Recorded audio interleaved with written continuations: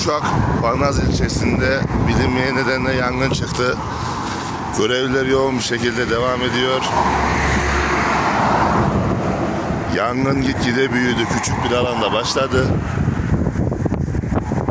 Her yerden devam ediyor.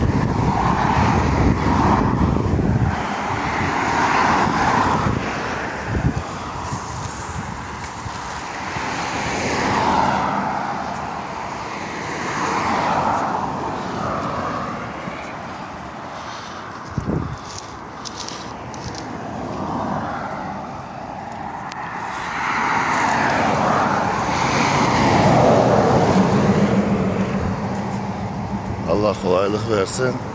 İtfaiye ekipleri karşıdan karşılamaya gitti ama karşı tarafta yangın büyüdü. Yoğun derecede büyüdü, ağaçları sardı. Orman görevlileri de burada çabalar içerisinde.